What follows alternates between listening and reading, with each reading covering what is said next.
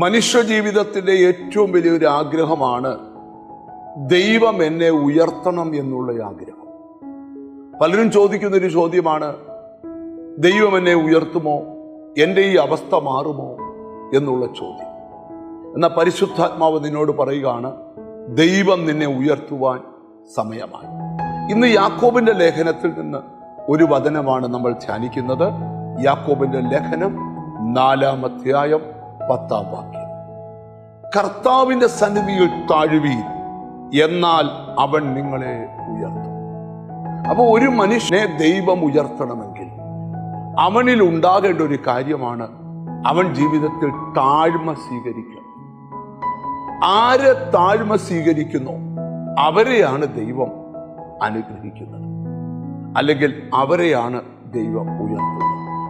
ഉയർച്ച പ്രാപിക്കാൻ കൊതിക്കുന്ന ഓരോ ദൈവമക്കളും തീരുമാനിക്കണം, ദൈവത്തിൻ്റെ മുമ്പിൽ ഞാൻ താഴാൻ പോകുകയാണ്. നമ്മൾ ബൈബിൾ പഠിക്കുമ്പോൾ ആര് ജീവിതത്തിൽ താഴ്മ ധരിച്ചിട്ടുണ്ടോ അവരെയെല്ലാം ദൈവം ഉയർത്തിയിട്ടുണ്ട്. ഹന്ന തൻ്റെ ജീവിത അനുഭവത്തിൽ നിന്നുകൊണ്ട്, സ്തോത്രം, അവൾക്ക് അവളുടെ ജീവിതത്തിൽ അവൾ ആ താഴ്മ സ്വീകരിച്ചതുകൊണ്ട് അവൾ പ്രാർത്ഥിച്ച വിഷയത്തിന് മറുപടി കിട്ടിയപ്പോൾ അവൾ പറയുന്നൊരു ഭാഗമുണ്ട്, എളിയവനെ പൊടിയിൽ നിന്നും ദരിദ്രനെ കുപ്പയിൽ നിന്നും ഉയർത്തി പ്രഭുക്കന്മാരോടുകൂടെ ഇരുത്തുന്ന ഒരു ദൈവമുണ്ട്. ജീവിതത്തിൽ എത്ര വലിയ പ്രതിസന്ധി വന്നാലും ദൈവം നിന്നെ ഉയർത്തണമെന്ന് നീ ആഗ്രഹിക്കുന്നുണ്ടെങ്കിൽ നീ ജീവിതത്തിൽ ഒരു താഴ്മ സ്വീകരിക്കണം. ഞാൻ ചില മനുഷ്യരെ കണ്ടിട്ടുണ്ട്, അവർ വലിയ താഴ്മയുള്ള ആൾക്കാരാണ്. വാക്കുകളിലല്ല താഴ്മ, അവരുടെ അഭിനയത്വവും അവരുടെ ആ ദൈവസന്നിധിയിലുള്ള സമർപ്പണവും താഴ്മയൊക്കെ കാണുമ്പോൾ നമുക്ക് തന്നെ ബോധ്യപ്പെടും, നിശ്ചയമായും ദൈവനെ ഉയർത്തും. ഒരിക്കലും മനുഷ്യന് നിഗളവും അഹങ്കാരവും ഒന്നും പാടില്ല.